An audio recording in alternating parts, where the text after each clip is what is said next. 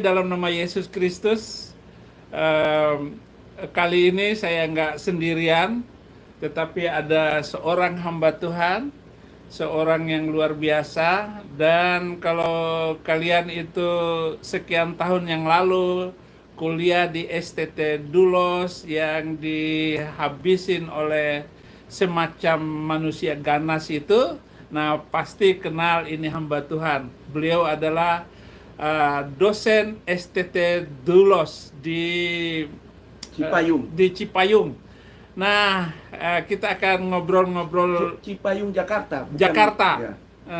bukan di Amerika, di Jakarta.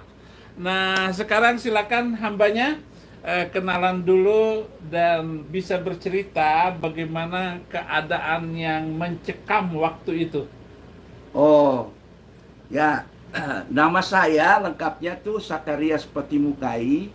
Saya 20 tahun yang lalu ada di Jakarta di sebuah STT Dulos di Cipayung, Cilangkap, Jakarta Timur.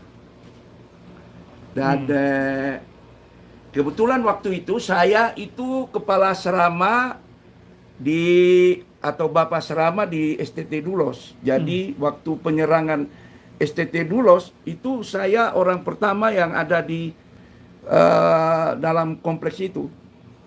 Dan disitulah saya mengalami sesuatu yang sangat aneh, karena orang beragama tapi cara untuk menghancurkan manusia begitu biadab ya. Nah, singkatnya kira-kira begini, malam itu tuh kira-kira jam 9.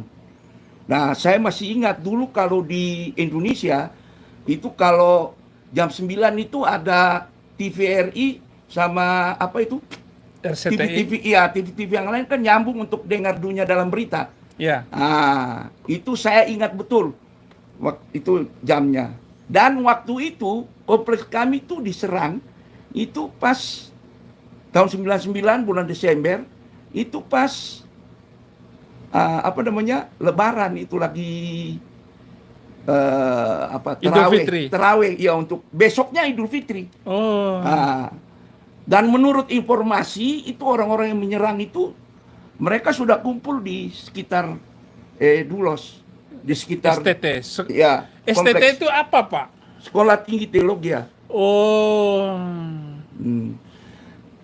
Jadi peristiwa itu memang sangat mengenaskan, dan sesudah itu banyak sekali koran yang termasuk koran Tempo itu dia itu mewawancara saya, tapi saya benci sekali sama dia itu karena apa yang saya wawancara dikasih keluar lain, yang ditulis lain itu. Saya waktu diwawancara saya tantang dia, kalau you berani tulis itu you mesti tulis ikut saya punya mau. Ternyata waktu dikeluar itu, waktu saya ada clippingsnya, itu ngawur itu. Nah, misalnya apa dia bilang?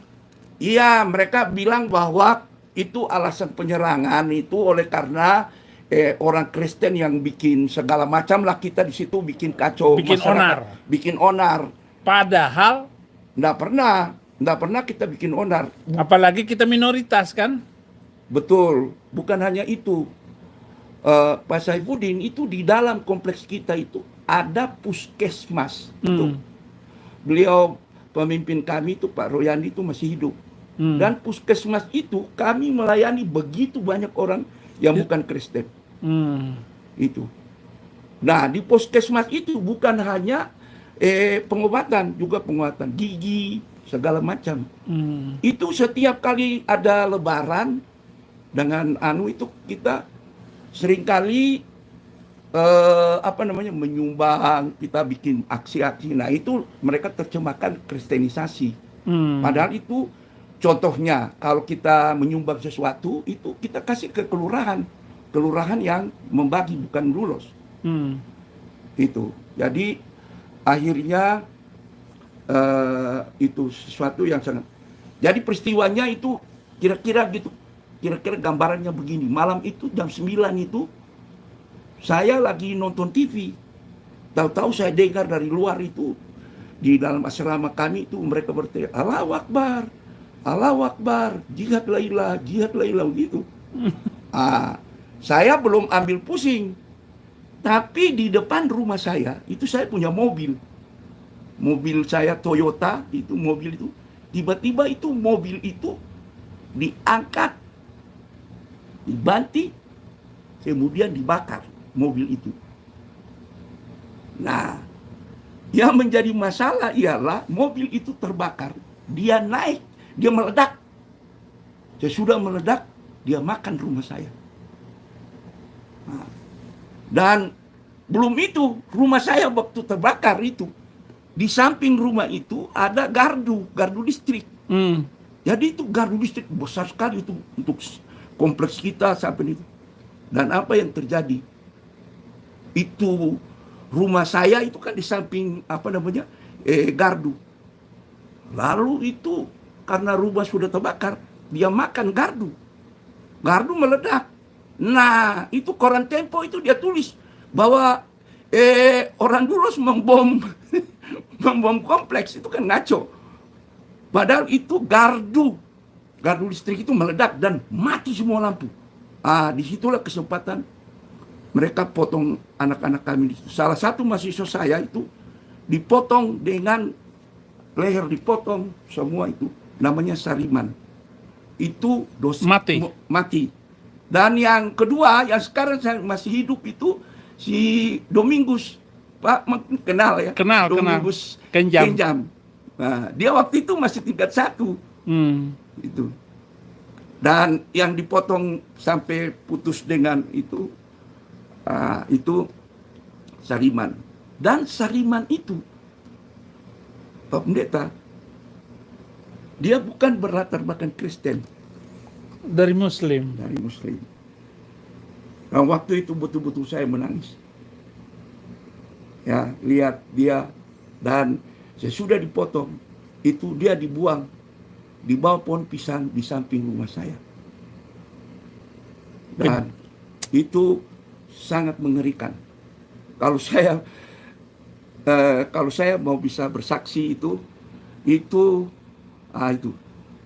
benar Kenjam umatnya itu.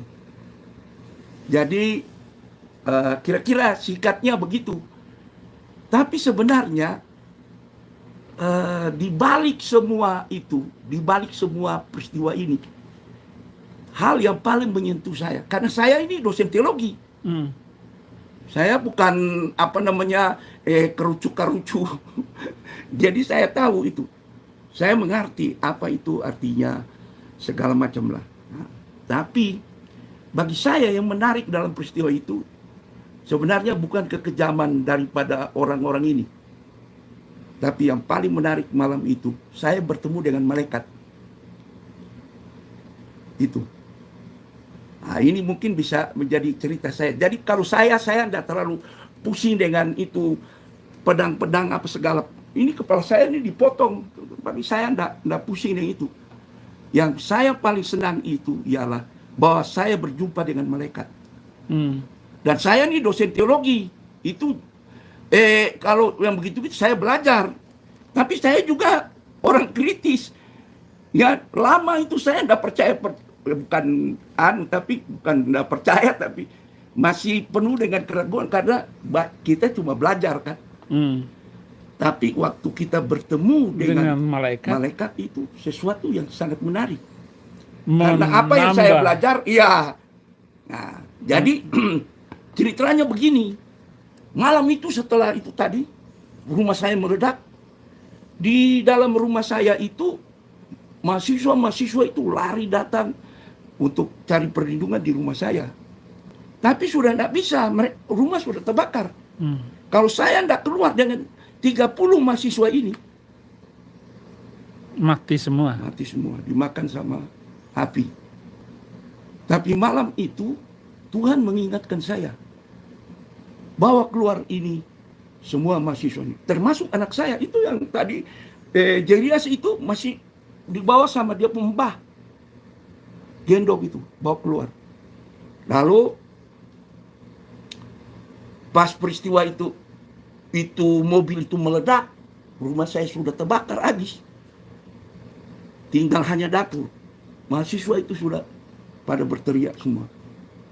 Lalu Tuhan kuatkan saya secara spiritual, dan saya bilang saya mesti keluar dari rumah ini. Tapi hasilnya itu di luar itu ribuan orang. Ribuan. Mereka sudah berteriak dari luar. Itu pemimpinnya, ambil kepalanya. Bayangkan. Itu paving itu di kompleks kami itu banyak paving taruh ini tuh. Mereka cungkil terus lempar kami semua. Itu. Dan untuk kesempatan ini saya enggak sempat untuk itu, saya punya foto-foto lengkap. Akhirnya kemudian sudah mulai dari situ karena Tuhan menguatkan saya, akhirnya saya keluar dari dapur, tinggal dapur sendiri sedikit, mungkin semua itu, dan saya bawa semua itu anak-anak saya. Waktu kami keluar itu mereka sudah siap, lempar kami. Lalu di dalam kompleks kami itu ada lapangan besar sekali. Kita suka main sepak bola di situ. Tapi lapangan itu dipagar karena di kompleks kami ada pusat rehabilitasi anak-anak narkoba tuh banyak sekali itu. Dulu kan punya pusat narkoba pusat rehabilitasi narkoba yang terbesar di Indonesia itu. Itu mereka berteriak Allahu Akbar, Allahu Akbar, jihad lahirlah, potong. Itu kedengaran. Itu. Jadi pengalaman saya ini bukan ngomong-ngomong kosong, bukan. Kalau mau lihat itu saya bisa dilihat itu. Tapi itu oke lah. Tapi yang paling menarik itu aku ketemu sama malaikat. Malam itu setelah mereka siksa kita, mereka kesemas tuh di lapangan, pukul. Berapa orang yang meninggal waktu itu? Satu yang tadi itu yang si Sariman, tapi yang dipotong banyak sekali. Itu. Jadi cacat mereka ya. Termasuk Mingus itu. Yang potong leher sampai itu belum itu ada yang ditusuk di sini, dilempar pakai linggis, semua. Ada. Nah, kemudian itu sesudah kami di lapangan, kemudian di lapangan itu berdiri. Kami sudah dibikin taruh di lapangan itu. Tidak boleh berdiri. Siapa berdiri dapat pukul. Tapi malam itu ada seseorang yang berdiri di depan saya. Nah ini yang saya mau bilang dia malaikat. Gitu. Dia berdiri di depan saya, lalu dia bilang begini, berdiri. Siapa yang berani berdiri, orang sudah bikin lingkaran, siapa berdiri dapat pukul, itu bambu, linggis, hantam kita. Saya punya belakang ini dipukul pakai linggis. Kemudian, tapi orang ini, dia selalu berdiri itu, yang dia kasih unjuk belakangnya. Dia tidak pernah kasih unjuk mukanya. Nah, dia bilang, sampai 3 kali dia bilang, berdiri. Kali yang ketiga dia bilang, berdiri, ikut saya. Ya kami berdirilah. Aku berdiri, lalu saya punya mahasiswa semua di belakang, saya bilang berdiri. Lalu, habis dia berjalan. Lalu dia bilang, ikut saya. Tapi kita ikut dari belakangnya. Seumur-umur saya, itu kompleks itu sudah dipagar. Tidak ada orang yang tahu bahwa di sudut itu ada lubang. Dari pagar kawat yang besar itu. Lalu dia bilang, ini pagar kawat, ada lubang, lari. Bayangkan Nabi. Itu. Lalu, dia sendiri berdiri di situ. Lalu, saya bilang sama mahasiswa, oke, masuk. Saya yang masuk pertama. Lewat itu lubang. Lalu semua mahasiswa yang lewat, saya hitung. Masuk. Akhirnya kami lari. lari dari situ, lalu kami minta tolong. Lalu akhirnya kami dibawa ke rumah sakit UKI. Malam itu saya dijahit dengan saya punya mahasiswa-mahasiswa. Nah, yang saya mau bilang ialah bahwa malam itu Tuhan memberikan orang, sampai sekarang saya tidak kenal. Dan saya tahu itu malaikat. Bayangkan kalau umpamanya malam itu tidak ada orang itu, saya sudah dipotong mati sama-sama mahasiswa saya. Itu. Tapi yang aneh itu, ada dua keanehan. Karena yang kedua itu waktu kami di floor itu, di lapangan itu, mereka tanya, begitu sudah habis itu ada satu orang, dia ambil parang, dia potong saya. Nah, bekasnya ini ada di sini tuh. Oh gitu. Oh iya. Nah, jadi saya sudah penuh darah, mahasiswa saya sudah menangis penuh darah. Jadi waktu sampai di UKI, yang jahit saya, sebelum saya dijahit, yang jahit saya tuh Pak Royandi. Royandi Hutasoy. Iya, dokter. Itu. Tapi sebelum dijahit, dia punya suster. Nah, susternya tanya sama saya, mana yang berdarah? Pak, saya bilang, ya, saya itu pernah leher, ya kan, karena saya tahu leher saya dipotong. Itu. Tapi suster itu bilang, setelah dibersihkan, dia bilang, nggak ada, Pak. Nggak ada. Yang Bapak ada tuh ini. Oh, ini di kepalanya, iya, kepalanya. Ada. Itu. Mundur lagi. Itu ada dua bekas. Itu bukan di sini. Saya bilang, nah, di sini. Itu. Karena saya tahu leher saya dipotong. Jadi ada dua bukti bahwa malaikat itu menjaga saya. Dan bukan hanya saya, semua. Luar biasa. Nah, poin saya ialah, Abi, orang Kristen tuh is the important. Why? Mengapa? Because Jesus Christ atau Tuhan Yesus itu betul-betul bukan hanya juru selamat. Tapi Tuhan Yesus itu adalah penyelamat. Itu. Buktinya apa? Itu tadi. Amin. Itu. Leher dipotong, nggak ada. Itu. Kedua, itu tuh. Iya. Kedua, siapa yang pernah tahu? Saya tuh tinggal di kompleks itu berapa tahun. Tapi saya tidak pernah tahu kalau itu ada lubang. Bayangkan itu kalau malaikat tidak tunjuk lubang itu. Kami berapa puluh orang tuh mati tuh, dipotong habis. Jadi poin saya tuh, atau dengan kata lain, karena saya dosen, maka saya pakai istilah buku teks.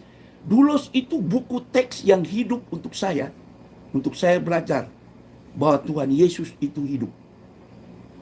Bukan cerita 2000 tahun lalu. Itu buku teks. Di samping Alkitab, buku teks pengalaman hidup saya itu mengatakan, ya, my Savior is life. Amin. Ya, itu. Mungkin begitu, Abi. Ini coba lihat tangan ini. Ini salah satu tangannya nih bengkok. Tunjukin dong. Nah, ini waktu saya kecil, Abi. Oh, saya kira dipukul sama FPI. Bukan. Terus gigi ompolnya dipukul FPI juga nggak, Pak? Enggak. Ini sudah tua. Emang saya itu bercanda untuk kesedihan orang. Dia lihat itu gambar Yesus Kristus itu. Maafkan saudara, sudah serius tapi saya mengajak canda saudara-saudara. Luar biasa Tuhan Yesus itu ya. Saya mengalami penindasan belum pernah kayak begini. Luar biasa. Ini ada 203 penonton siang hari ini dan berarti banyak sekali penonton yang sudah siap. Nanti pasti akan menonton banyak sekali kisah beliau ini. Saya sebenarnya nggak mau banyak ngomong, tetapi Al-Quran bilang begini, kalau Bapak itu masih boleh hidup di Indonesia, karena bunuh mereka di mana saja kamu jumpai mereka. Ayatnya banyak sekali.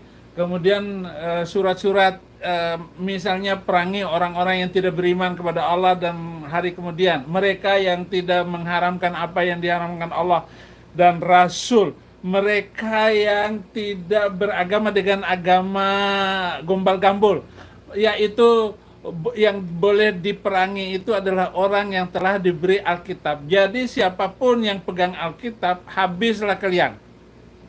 Itulah sebabnya saya minta kepada Menteri Agama hapus itu ayat-ayat bahaya itu, ayat-ayat yang membawa malapetaka bangsa-bangsa dari timur ke barat ini. Oleh karena itu, bagaimana kita harus berdoa terus dan melakukannya.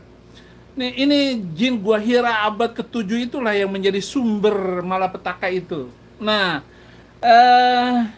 apa kegiatan Bapak setelah di Amerika ini, bisa ceritakan?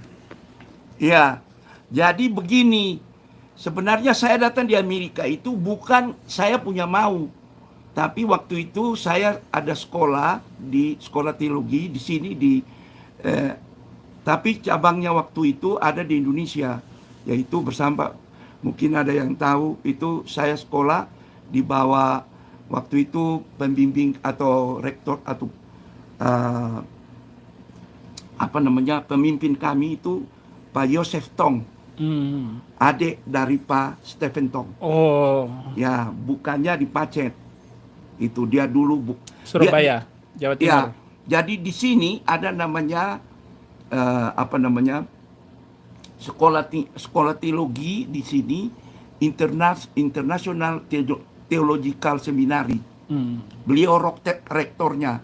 Lalu dia buat cabangnya di Indonesia. Lalu waktu itu kami beberapa orang studi lanjut untuk master, termasuk saya.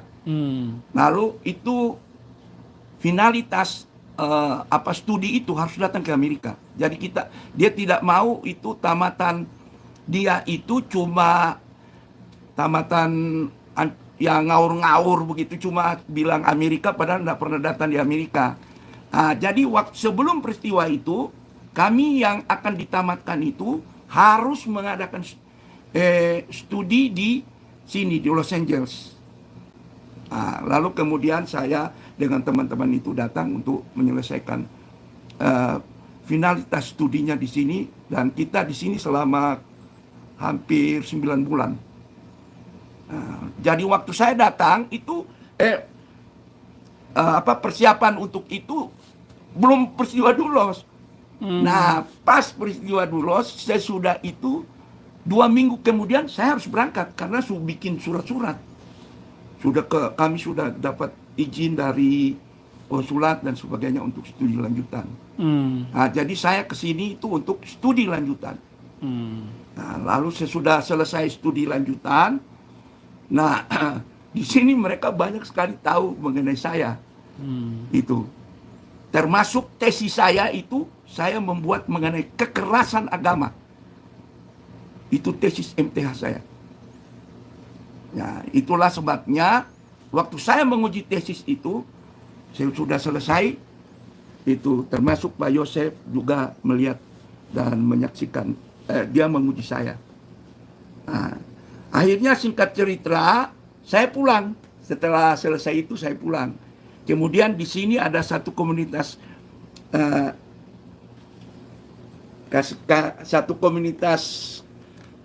Kristen orang-orang Indonesia, karena mereka ada, saya waktu di sini sempat juga melayani di gereja Indonesia di sini. Mereka undang saya. Sesudah saya pulang. Jadi bukan saya lari sini, bukan. Sesudah saya pulang, mereka panggil saya. Waktu itu saya jadi pendeta jemaat Gereja Misi Injili Indonesia. Mereka panggil saya untuk bisa bersama dengan teman-teman komuniti Indonesia di sini untuk bersekutu bersama. Setelah saya selesai studi itu, lalu sudah saya balik. Nah, waktu saya balik, saya tidak mengambil suaka politik. Jadi jangan sembarang-sembarang ngomong. Itu. Saya datang ke sini dengan visa religius. Jadi sebagai pendeta saya mendapat visa religius. Itu. Kemudian sesudah itu dari sinilah visa religius itu kemudian di advance-nya untuk menjadi masuk ke situ. Iya. Ya. Di Cilegon itu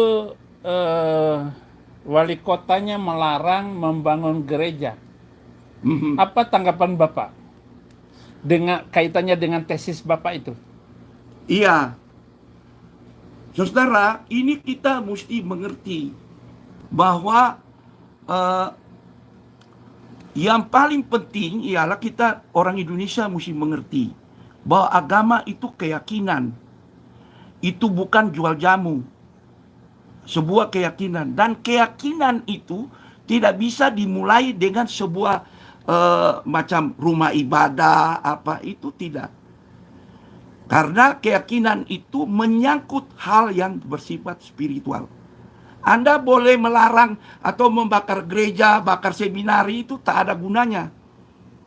Sebelum saya ke Indonesia, itu saya pernah, dulu saya sering bersama-sama dengan Gus Dur. Itu, seminar-seminar waktu Gus Dur belum jadi presiden. Itu, di dalam studi mengenai perbandingan atau pluralisme. Khususnya waktu itu kami sering dengan PGI, waktu saya masih mahasiswa sampai saya jadi dosen, saya sering ikut. Gus Dur itu pernah bilang di dalam seminar itu, Gus Dur bilang itu. Dia bilang apa? Bahwa sesuatu yang bersifat fisikal atau sesuatu spiritual yang di fisikal atau di seremonial itu pada satu saat itu tak ada gunanya. Itu. Jadi kalau kita mau melarang orang, jangan bikin inilah, jangan bikin itulah. Tapi keyakinan tidak bisa seperti itu. Itu. Keyakinan itu sesuatu yang timbul. Nah, orang beribadah, itu Pak Wali Kota di Cilegon itu, rumah ibadah itu bukan semacam kita tidak boleh pandang itu sebagai najis atau tidak najis. Bukan. Tapi itu sebuah hak untuk mengekspresikan keyakinan. Itu. Bisa nggak, Abi? Saya mengekspresikan, saya punya keyakinan di disko. Nggak bisa. Itu makanya Borobudur ada. Borobudur itu satu ekspresi keyakinan orang Buddha, terjadilah Borobudur. Itu. Jadi ekspresi keyakinan dengan keyakinan itu tidak boleh disamakan. Itu sebabnya pemerintah itu dia selalu menjaga ekspresi keyakinan. Dia tidak boleh mencampuri keyakinan.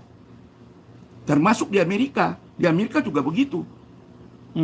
Itu. Di Amerika orang kalau mau bangun gereja di sini atau apa, itu pemerintah melihat sebagai itu ekspresi keyakinan. Kalau bisa saya mau bandingkan, Abi, kalau Abi masuk gereja, menyanyi enggak? Menyanyi. Yeah. Karena itu ekspresi keyakinan. Begitu juga gereja. Ya, gedung gereja itu ekspresi keyakinan. Makanya gedung gereja, kalau Anda belajar sedikit itu, kenapa gedung gereja itu mesti dibangun begini? Nah, terus tinggi, terus ada salib, itu bukan soal najis atau tidak najis, bukan. Itu ekspresi keyakinan orang Kristen bahwa Allah mereka itu di sorga. Itu bukan di dalam gereja. Kenapa kita mesti takut gereja? Nah, begitu juga kalau papanya Abi bisa tahu sama itu. Nah, itu ya saya sangat prihatin kalau sikap Orang Indonesia seperti begitu, bahaya sekali. Tidak bisa membedakan keyakinan dan ekspresi keyakinan. Itu.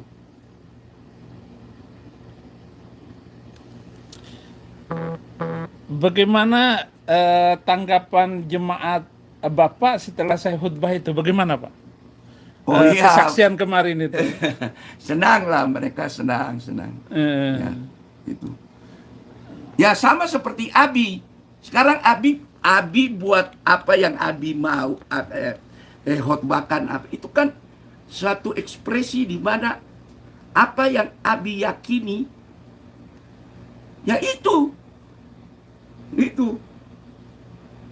Dan mungkin saya tidak bisa akan sama dengan Abi, karena saya punya keyakinan dengan Abi punya keyakinan kan sama Tuhan Yesus, tapi mengekspresikannya beda model. iya itu. Ya sama kayak kita kalau menyanyi juga kan ada orang yang sedang menyanyi begini, tapi dalam nyanyian itu nampak dia punya ekspresi keyakinannya itu. Saudara, salah seorang hamba Tuhan yang mengundang saya di gerejanya termasuk beliau ini.